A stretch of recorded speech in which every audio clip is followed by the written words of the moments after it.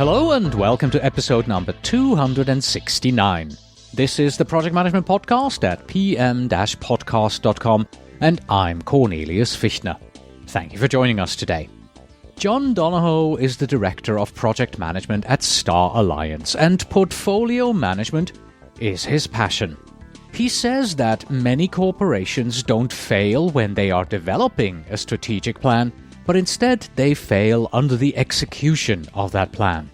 This is basically because executing strategy consists of two main components, which are doing the right projects and doing projects right. Once you have this down, then effective portfolio management enables companies to do the right projects by ensuring that all projects are aligned to the overall strategy. And this again means that strategic PMOs, SPMOs, are quite well positioned to do more than just ensuring that projects are done right. Instead, they will also be able to maximize your corporate portfolio, as well as provide the bridge between project demand and resource supply. This interview with John not only discusses this in detail, but will also look at some best practices in regards to managing your project portfolio, and will talk about what you and I can do to ensure project alignment to the strategy in an organization where there are no PMOs that support us. And here's a little bit more about our interview guest today. John Donohoe has 30 plus years of experience developing IT systems in various roles. He has lived in the US, Canada, Belgium, Tokyo, and for more than 20 years has called Frankfurt, Germany his home. As the director of the Star Alliance PMO, he successfully implemented an Agile approach to complement the waterfall project management methodology. Additionally, he refreshed Star Alliance's stage gate and project governance processes. For the past 2 years, his focus and passion has been helping Star Alliance better execute its strategy via portfolio management. John takes a holistic view of executing strategy with the PMO as a key partner in the overall process. And by the way, John Donohoe will be speaking on the topic of the SPMO on April 28th at the 2014 Project Zone Congress in Frankfurt, Germany. You can learn more at projectzonecongress.com. And now, when was the last time that you looked at your company's strategic plan? Enjoy the interview. The Project Management Podcasts feature interview. Today with John Donohoe, Portfolio Management Specialist and Public Speaker.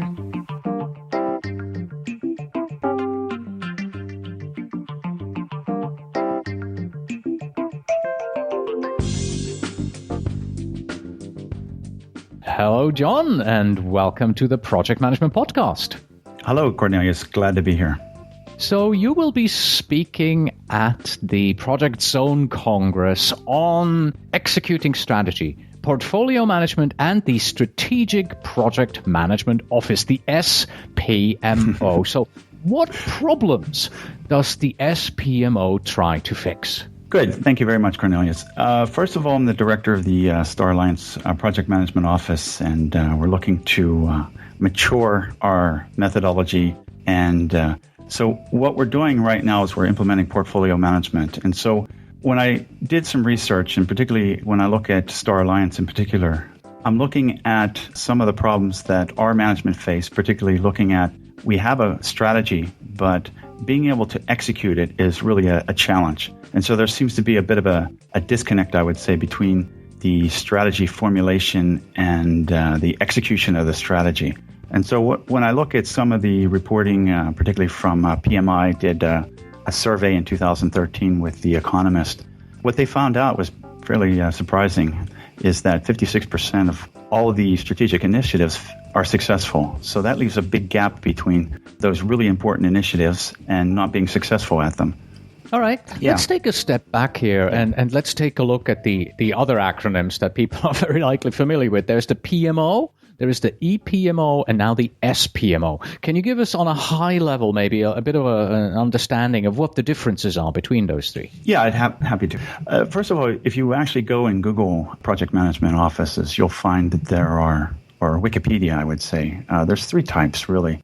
One's a departmental, the other one's an enterprise, which is the EPMO, and the other one's really a special purpose. And so really when I use the S in front of that, the strategic, what I'm looking at is really the scope of the project management office. And so if I look at particularly an enterprise PMO and EPMO, that tells me, like the PMO we have here, which is supporting basically all the business units across the enterprise. And they may do that by providing project managers, methodology, tools, and the like to really support the enterprise in their projects. But what I'm looking at is, and for me, that's really what I call doing the projects the right way and doing them the most effective, efficient way possible, and really maximizing the benefits realization. So when I think about Strategic Project Management Office, it's really looking at the other side is really doing the right projects. And the best way that I've seen is via portfolio management. So when I say about SPMO, it's, yes, doing projects the right way, but it's also looking at the strategic plan and making sure that we're supporting and providing a framework, I would say, for doing the right projects. And doing the right projects for me is really it's what portfolio management's all about. And so I may refer to executing strategy throughout this podcast. And really, when you look at what the definition of executing strategy is, it's really spending money on programs and projects in order to advance your strategic plan. So it's really, when I talk about Strategic Project Management Office, it's really becoming more deeply involved in the planning of the projects, picking the right projects, and making sure that we're maximizing value. We have a balance across the number of different dimensions that we have, that things are strategically aligned. And last but not least, really the second half, or the big piece of portfolio management, is making sure that we have the resources in place to be able to execute it. And particularly, I know in our organization, as well as some other organizations, this is at least particularly where we can do a much better job. And for me, at least, portfolio management is a really great way for us to make sure that we're doing not too many things, I would say, and that we're focused on delivering the projects. And what I call throughput is getting those projects done in a timely manner and not really overloading the system and having people work on too many things, because I think studies have well buried out, particularly Q theory, about that just slows everything down. And so we're focused on really working with particularly the governance, those people who are formulating the strategy and deciding on which projects, and really supporting them in really just providing information to make intelligent decisions. And so portfolio management for us is really the best way to go about that. So if I see this right, then it's more about the services that the PMO provides that makes it an SPMO. So PMOs, normally they are supportive, directive, and you're saying the SPMO offers a service of strategy and helps the strategy to be implemented in your organization. It doesn't really matter where you're located organizationally. Yeah, absolutely. But the fact is that, at least from my understanding, there's no real there's a lot of different definitions of what a project management office is, and right, and what they support, and they come in all shapes, sizes, and flavors. But hopefully, I think every successful PMO will really be aligned with the organization culture, strategy, and direction, and be able to support that. And so, yeah, absolutely. What I'm looking at is it's an extended role backing us up from not just executing the projects, but backing us up into helping to support the decisions on the projects and programs that we work on. You've mentioned portfolio management just a moment ago. How does portfolio management fit into the SPMO? Wow. When any organization from a governance standpoint has to decide on what projects, which are the right projects to work on, for us, and I think basically across the organization, there's different flavors of type of portfolio management. But for us, we use a more traditional way where we're looking at value and risk, or the feasibility that we'll be successful. And we have a portfolio process in place where it really, again, I'll just underline, provides transparency of what we're working on, and allows those people, particularly at senior management, who are making those decisions on what projects we're working on, it provides them with the information to do four things, really. Maximize the value according to our strategic goals. That's number one. And number two would be ensuring that we have the right balance across the different strategic areas that we say are important, a balance across the risk versus reward, a balance versus short-term versus long-term. That would be the second thing that really portfolio management helps us. The third one is make sure that what we're working on is absolutely aligned with our strategy of where we're trying to go.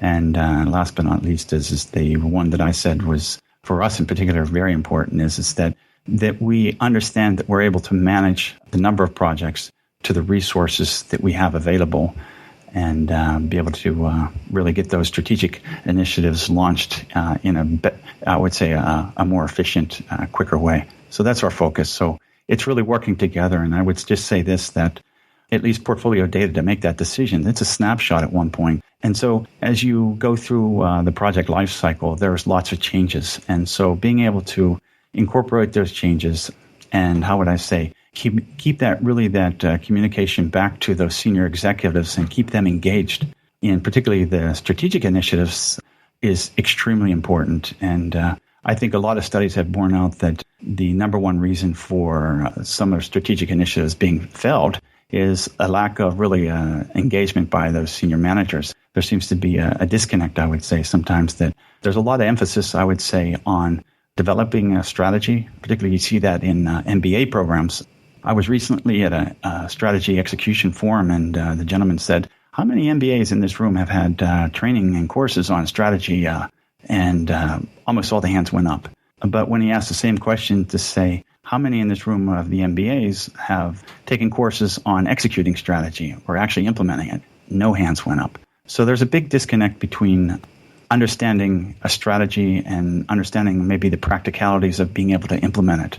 And so I think that's where a PMO, in particular, I call a strategic PMO, in my opinion, is uniquely positioned so that we sit between the demand side, the portfolio, those projects being selected, and what I call the supply side, the resource utilization. So we're able to make sure that we're able to balance that, and we're maximizing, I would say, the benefits that we're trying to realize in those strategic initiatives by applying the right resources and, quite frankly, not doing some of the projects that aren't going to be contributing to it or would slow us down on some of the other initiatives.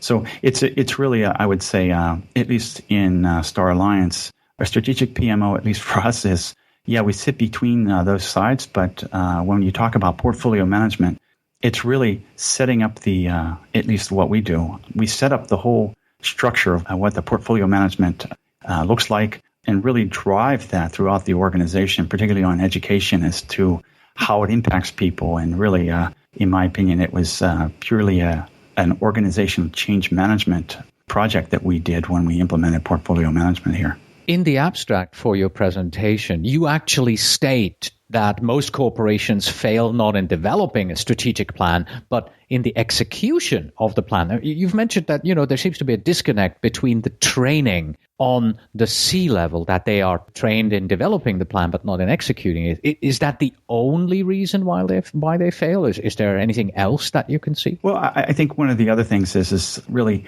a disengagement, or I don't want to say that, by the senior managers or the sponsors to make sure that they're actively engaged in some of those projects and programs that they've utilized. As well as for us, I can just speak for us. Some of the other reasons why we're not successful is that we have a stage gate process set up here, and the idea is, at least, that once you approve that gate, you approve the funding, you approve the resources, and we are good to go, basically. And so what we find a lot of times is that some of the resources that were quote-unquote committed are deprioritized, and we have a challenge with getting some of those resources back, or holding people accountable for the commitment that they made based upon some changes going on in the organization.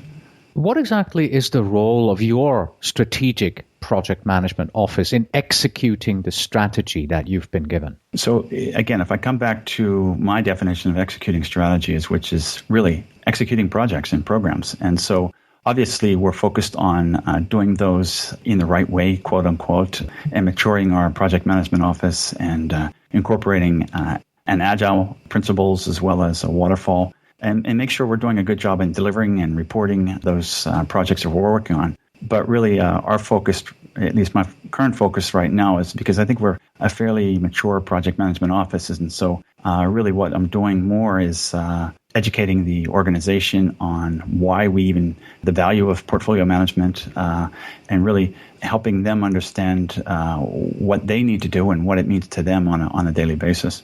Is it really only focused on aligning your projects to the strategy, or is there more to it?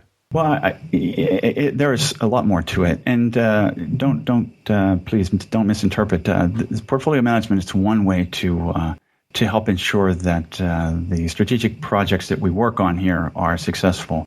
There's obviously a number of other factors that go into that, but at least for us, having a portfolio management process in place that we ensure that we have transparency, particularly at a senior level, on what we're working on and why we're working on it. And so that really translates into an ability now to directly link the projects and programs we're working on and understand the value contribution of every one of those linked back into our strategy and what we expect those programs and projects to deliver. So it also, I would say, really helps motivate some of the project managers because now they get it. Now they can see why they're working on a project and what it really means to the overall organization, what the value is, particularly to moving the strategy further down to where we're trying to go.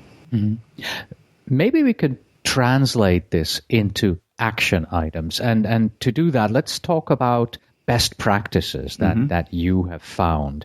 And best practice in the realms of what do we do if we have too many projects? What do we do if you have too many low return and risk projects, and what do we do if we figure out, hey, they're not aligned to the strategy at all? So let's talk about the best practices you found in this. So what do I do in the PMO if I have too many projects? Well, yeah, let me just say this. One of the things I used to be, I've been the director here for 7-8 years, and one of the things I was a master at was maximizing the project manager resource utilization. I was very good at it. But really, after reading a couple years ago Jim Highsmith's book and really Agile, I knew that that really wasn't the best way to ensure that the projects are done in the quickest manner. So one of the things that we're doing here is again, it's education. It's to say, look, to convince those senior managers to say, look, we don't want to work on another project, or we don't have the bandwidth. We need to either postpone something or start something, because otherwise you're going to slow everything down, and it's really a matter of trying to convince them and show them the evidence of why that's not a good idea. The other thing is that you referred to is doing too many projects that are, how would I say, safe. We're guaranteed to get them done, just enhancements on products and the like, but they bring little value to really our moving us forward in our achieving our strategy or achieving our strategic goals, I would say. And so it's really providing, again, I come back to providing information to particularly our governance board, who decides on the annual plan and maintains adjustments throughout the year, is to show them, to say, look, this is what we're working on. And by the way, we're not unique, but we need to have some big, audacious, hairy goals or wild ideas, whatever you want to call them. But we need to have some more things in the pipeline, and to really show them data and allow them to make decisions, I would say, on some of the projects, so that we are more balanced. And at the end of the day, we'll be better at achieving our strategy. And so I think that really helps out a lot. What results, what benefits do you see from your strategic PMO at Star Alliance? Yeah, one of the things I just want to back up as far as Strategic Project Management Office, again, this is something I've termed, but I've done a little bit of research on what's called a Strategic Project Management Office. And so I would say that the role of that and what that means to different organizations is different. Some organizations say, a Strategic Project Management Office is really looking at only those really strategically important projects and programs, and really getting involved on a very detailed level in those, and reporting those back to those stakeholders, and particularly the senior management. But here what we do is what I call a Strategic Project Management Office. Again, it's focused on it's a more holistic view of bringing together those people who are defining the strategy and what we call the work plan on the annual budget, and making sure that there's, first of all, some reality based upon that, and understand what constraints and risks are associated with at least their proposals. So again, just to make some better decisions. My final question for you has to do with all of those folks out there who work in companies where project management hasn't matured enough yet or hasn't grown in importance enough yet to have a PMO, an EPMO, or even an SPMO. So what can I do as a project manager if I work in a project environment where I don't have that support? How can I ensure that all the products that are put onto my plate are indeed strategically aligned? Yeah, absolutely. I mean, I used to be for many years in the same position, trying to understand, well, how does what I'm doing fit into the bigger picture? And so what I would suggest for a project manager, whether you have a PMO or not, is to go to the sponsor of the project and go to them and say, help me understand the value that this project's going to bring. What benefits do we expect? And how does that align with where we as an organization are trying to go? And see if you can get some clarity, I would say, on what you're working on and how that relates to the bigger picture and where the company's trying to go. All right. Thank you, John. Okay. But before I let you go, you're not only speaking on the topic of the SPMO at the Project Zone Congress, you also have 2 other presentations coming up, right? Where are they and when are they? So if people want to come hear you talk in person. Well, the next one would be in Bucharest. Speaking, there's a PMI is sponsoring, it's called like PMI Days or something to that effect. And I will likely be talking about, we recently, over the last couple of years, we've implemented Agile methodology. And so really we run here both of those methodologies. And I will probably be talking about some of the challenges and really best practices on how you run both waterfall and Agile. Additionally, in October, I'll be in Amsterdam talking at the Corporate Strategy Execution Forum, which is very, very informative, I would say, particularly on hearing the different challenges that the organizations throughout Europe have in executing strategy, which is something I'm very focused on right now. Wonderful. Thank you very much for your time today. I appreciate it. My pleasure, Cornelius. Thank you. And that was John Donohoe on the Strategic Portfolio Management Office. Don't forget that if you are listening to this before the end of April 2014, John will be presenting this topic in much more detail and, of course, live at the 2014 Project Zone Congress in Frankfurt, Germany. That's projectzonecongress.com. And that's it for today. Thank you very much for listening. As always, you can find us on the web at pm-podcast.com. Please send your emails to info@pm-podcast.com, and when you write, please tell me where in the world you are writing from. And finally, we have this. You can only elevate individual performance by elevating that of the entire system. Until next time.